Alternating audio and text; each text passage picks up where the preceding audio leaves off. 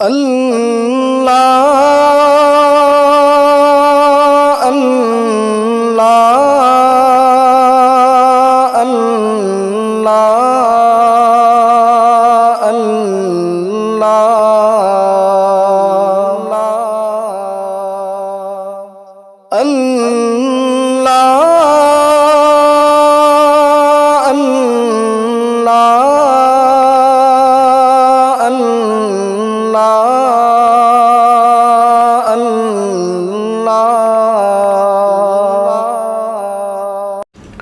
ناظرین گرامی قدر، السلام علیکم ورحمۃ اللہ وبرکاتہ۔ میں ہوں آپ کا میزبان انصار عزیز ندوی، اور آپ اس وقت سیدھی بات چینل کے جاری پروگرام پیغام فرقان کی 195ویں قسط ملاحظہ فرما رہے ہیں۔ ناظرین گرامی، سورہ بقرہ کی آج ہم 3 آیات یعنی آیت نمبر 243، 244 اور 245 کی تفسیر پیش کریں گے۔ آئیے پہلی اس کی تلاوت کر لیتے ہیں۔ اعوذ باللہ من الشیطان الرجیم، بسم اللہ الرحمن الرحیم۔ الم تر الی الذین خرجوا من دیارہم وهم الوف حذر الموت فقال لهم اللہ موتوا ثم احیاهم ان اللہ لذو فضل علی الناس ولکن اکثر الناس لا یشکرون۔ وقاتلوا فی سبیل اللہ واعلموا ان اللہ سمیع علیم۔ من ذا الذی یقرض اللہ قرضا حسنا فیضاعفہ لہ اضعافا کثیرۃ واللہ یقبض ویبسط والیہ ترجعون۔ یعنی کیا تم نے ان لوگوں کے حال پر غور نہیں کیا جو موت کے ڈر سے اپنا گھر بار چھوڑ کر بھاگ نکلے تھے؟ حالانکہ وہ ہزاروں تھے، اللہ نے ان سے کہا کہ مر جاؤ، چنانچہ راستے میں ہی وہ مر گئے۔ پھر اللہ تعالیٰ نے انہیں پیغمبر علیہ السلام کی دعا سے زندہ کر دیا۔ حقیقت یہ ہے کہ اللہ تعالیٰ انسانوں پر بڑا ہی فضل فرمانے والا ہے، لیکن اکثر لوگ شکر ادا نہیں کرتے۔ اور دیکھو، اللہ کی راہ میں لڑو اور خوب جان رکھو کہ اللہ سننے والا اور جاننے والا ہے۔ تم میں کون ہے جو اللہ کو قرض حسنہ دے تو اللہ اسے کئی گنا بڑا چڑھا کر واپس کرے؟ اللہ ہی رزق میں تنگی کرتا ہے، وہی کشادگی عطا کرتا ہے، اور عنقریب تم اسی کے پاس لوٹائے جاؤ گے۔ الم ترا یعنی کیا نہ دیکھا تم نے؟ آ کے معنی یعنی حمزہ کیا کے معنی آتے ہیں، کلمہ استفہام ہے، تعجب کے اظہار کے لیے ہے۔ لم کے معنی آتے ہیں نہیں، ترا دیکھا تو نے، جیسا کہ رؤیت ہلال اردو میں نئے چاند کو دیکھنے کے لیے استعمال ہوتا ہے۔ الم ترا کیا تو نے نہیں دیکھا، تعجب کے لیے استعمال ہوتا ہے، اور اس واقعے پر استعمال ہوتا ہے جو کمال شہرت حاصل کر چکا ہو، اور مطلب اس کا یہ ہوتا ہے کہ مخاطب اس امر پر غور کرے۔ امام راغب اصفہانی لکھا ہے کہ رؤیت کئی طرح پر ہے، آنکھ سے، تخیل سے، فکر سے، عقل سے۔ دیکھنے کا مطلب ایک ایسی نظر کے ہوتے ہیں جس پر غور کرنا مقصود ہو۔ مولانا عبد الماجد دریابادی رحمۃ اللہ علیہ لکھتے ہیں، الم ترا عربی میں یہ طرز خطاب ایسے موقع پر آتا ہے جب مخاطب کو کسی بڑے، اہم اور معروف واقعے کی طرف توجہ دلانا مقصود ہوتا ہے۔ رؤیت سے ہمیشہ چشم بصارت سے دیکھنا مراد نہیں ہوتا، بلکہ وہم و تخیل اور غور و فکر اور عقل کی راہ سے بھی مطالعہ و مشاہدہ مراد ہوتا ہے، یا مقصود کوئی نتیجہ نکالنا یا عبرت حاصل کرنا ہوتا ہے۔ پھر فرمایا گیا الی الذین خرجوا من دیارہم وهم الوف حذر الموت، یعنی ان لوگوں کی طرف کہ وہ نکلے اپنے گھروں سے ہزاروں کی تعداد میں موت کے ڈر سے۔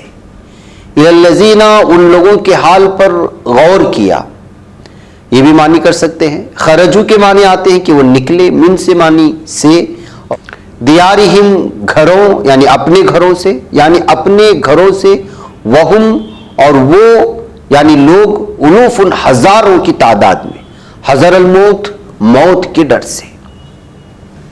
پھر فقال لهم اللہ موتوا ثم احیاهم، یعنی پس کہا ان کے لیے اللہ نے کہ مر جاؤ، پھر اللہ تعالیٰ نے انہیں زندہ کر لیا۔ پھر آگے فرمایا گیا ان اللہ لذو فضل علی الناس ولکن اکثر الناس لا یشکرون، یعنی بے شک اللہ تعالیٰ انسانوں پر بڑا ہی فضل فرمانے والا ہے لیکن اکثر لوگ شکر ادا نہیں کرتے۔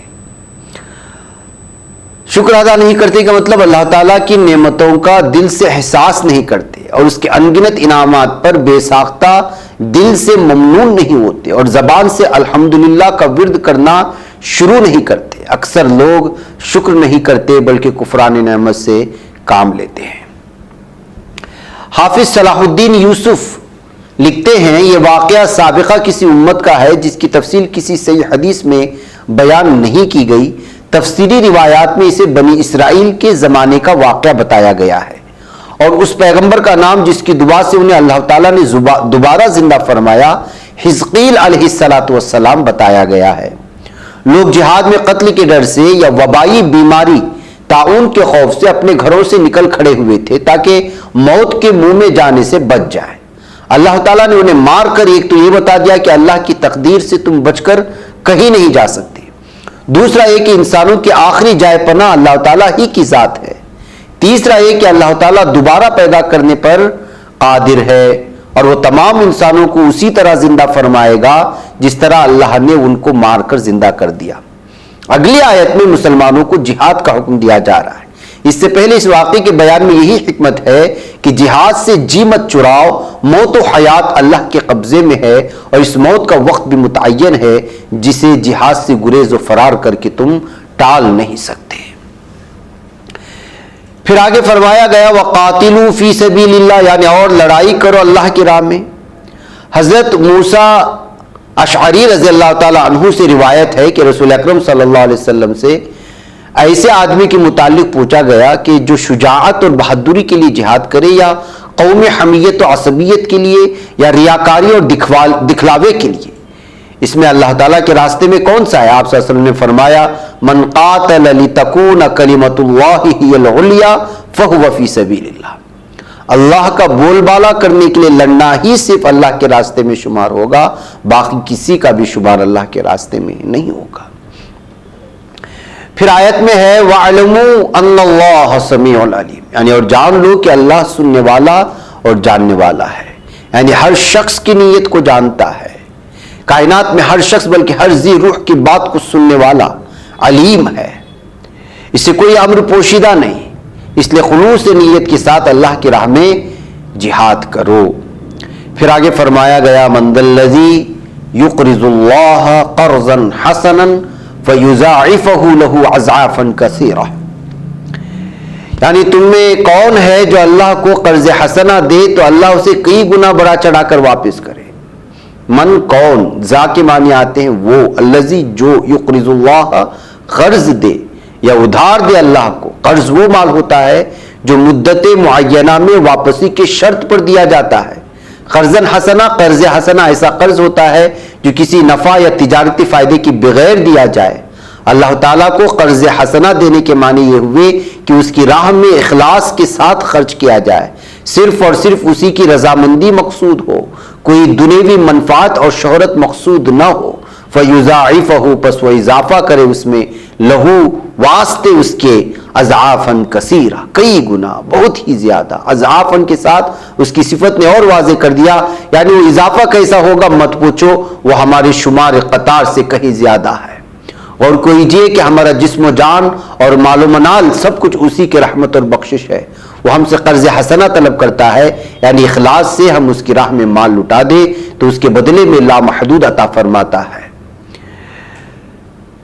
پھر آگے فرمایا گیا واللہ یقبض ویبسط والیہ ترجعون، یعنی اللہ ہی رزق میں تنگی کرتا ہے اور وہی کشادگی عطا کرتا ہے اور عنقریب تم اسی کے پاس لوٹائے جاؤ گے یا واپس کیے جاؤ گے۔ روز جزا کی طرف وہ لوگ جو یہاں پر رضا الہی میں اپنا مال اور اپنی جان لگائے ہوئے ہیں وہ لازوال نعمتوں اور انگنت سعادتوں سے بہرور ہوں گے، یہ کہنا ہے اس آیت میں۔